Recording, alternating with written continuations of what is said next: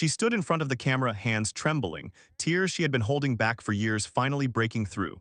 And for a moment, the entire world went silent. This was not the Paris Jackson the tabloids had created. This was not the masked little girl standing behind her father's iron gates. This was a woman who had carried an impossible weight for 2 decades, and she was finally putting it down. But before you understand what she said, you need to understand what she survived to get there.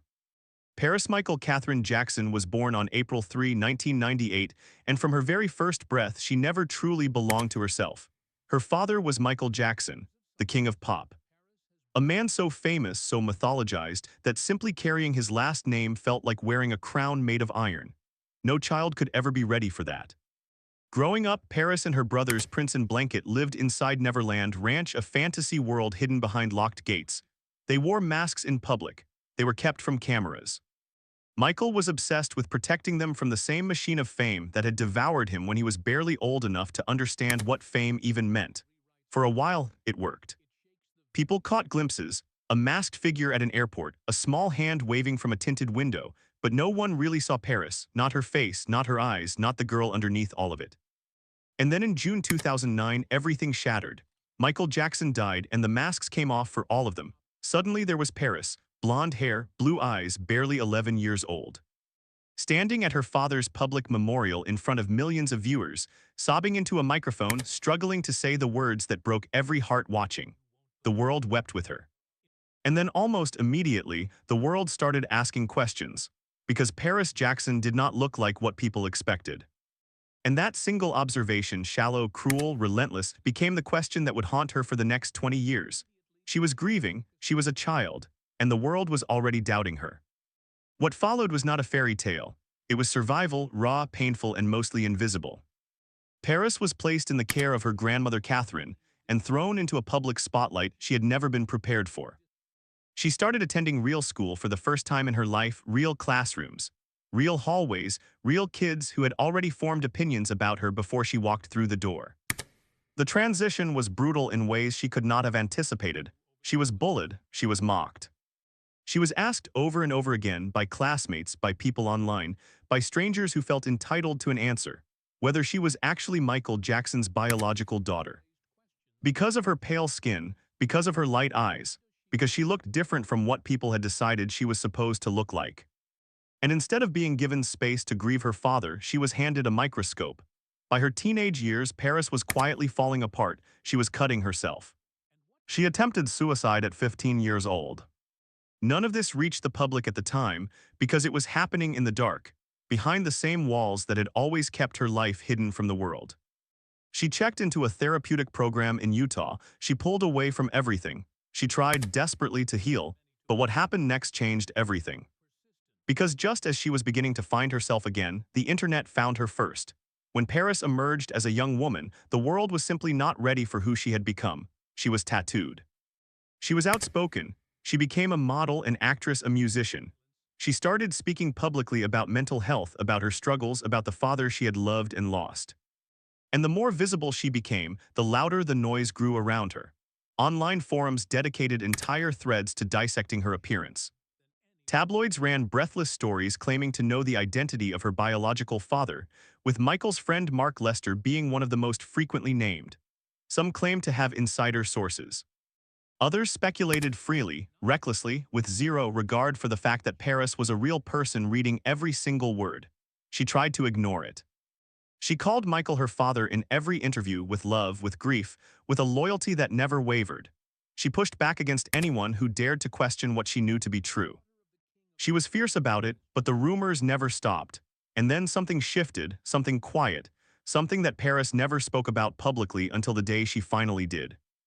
Because behind the scenes, the DNA question had moved from tabloid gossip into something far more personal. Something Paris herself had to face, not for the cameras, not for the headlines, but for herself. Because she was a human being who deserved to look in the mirror without a million strangers' voices drowning out her own. And that is when things took a turn no one saw coming.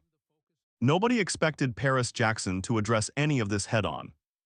Her strategy had always been deflection, fierce loyalty to Michael, visible scorn for the media, a hard refusal to engage with anything she found hurtful. But then came the moment that stopped people mid-scroll. In a deeply personal conversation that felt nothing like a scripted interview, Paris broke down the wall she had spent years building brick by brick. She sat there, expression tight, clearly holding herself together, and she spoke with a calm that only comes from years of real, painful work on yourself. She acknowledged that she had grappled with the questions about her biological origins. She acknowledged the whispers. She looked straight into the camera and then she said something that silenced the room. She said she did not care, not with anger, not with bitterness, but with the kind of settled, unshakable clarity that only comes when you have already been through the fire and survived it. She said that Michael Jackson raised her, that Michael Jackson loved her, that he was the only father she had ever known, and that made him her father in every way that has ever mattered. Biology, she said, was not the whole story. It never was, but she was not finished. She talked about what the years of public speculation had actually done to her. The cruelty of strangers who treated her identity like a puzzle to be cracked for entertainment. She was not composed about it, she was raw. She described standing in front of a mirror as a teenager and feeling like she did not belong anywhere, not in her family, not in the world, not even in her own skin. This was not the celebrity version of Paris Jackson. This was something real, something the audience was never supposed to fully see, and no one was prepared for it. The response was immediate and it was overwhelming. Fans flooded social media. People who had spent years debating Paris's biological origins suddenly found themselves confronted with the real cost of what they had been doing. The conversation shifted almost overnight, from who is Paris Jackson's biological father to why did any of us feel entitled to ask that in the first place. But the truth behind all of it was even more surprising, because it emerged that at some point Paris had quietly pursued answers for herself, not for the public, not for the press, but for her own peace of mind. Because she was a person who deserved to understand her own story without the noise of a million strangers deciding it for her. What those results showed, she kept largely private, as was absolutely her right. What she chose to share was the emotional truth that she had gone through the process, that she had sat with whatever she found, and that at the end of it, she had arrived at the exact same place she had started. Michael Jackson was her father in every way that was real. In every way that counted, the career impact was complicated. She had spent years being dismissed, questioned at every turn, never quite taken seriously as an artist or even as a person in her own right. But this moment, raw, unscripted, completely unguarded, changed something in the way people saw her. Not as Michael Jackson's daughter first, but as Paris Jackson, full stop. And yet a quiet question still lingered over everything, because Paris had hinted that there was still more she had not said, things that belonged to her alone. Stories she was not yet ready to share with the world. The question was, would she ever tell them? Today, Paris Jackson continues to carve out her own identity on her own terms. She releases music that carries her father's emotional depth, but her own unmistakable voice. She speaks openly about mental health, about recovery, about the impossible complexity of growing up inside a storm she never chose. The DNA story never ended with a clean answer for the world because Paris never owed the world a clean answer. What it ended with was something far rarer. A young woman who chose herself, who chose her truth, who finally stopped performing for an audience that had never truly seen her. She is still searching, still speaking, still healing. And somehow, after everything she has been through, that feels like exactly enough. So what do you think?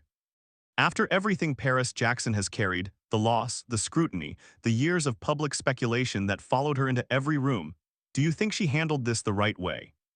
Should she have stayed silent? Or did speaking her truth finally give her the freedom she always deserved? Drop your thoughts in the comments below because we read every single one. And if stories like this one hit you the way they hit us, hit that subscribe button. Every week we bring you the real stories behind the headlines, the emotion, the truth, and the moments that actually matter. We will see you in the next one. Every section flows directly into the next. All labels stripped out, pacing tightened throughout, and suspense loops woven naturally at every key turn. Voiceover ready from the first word to the last.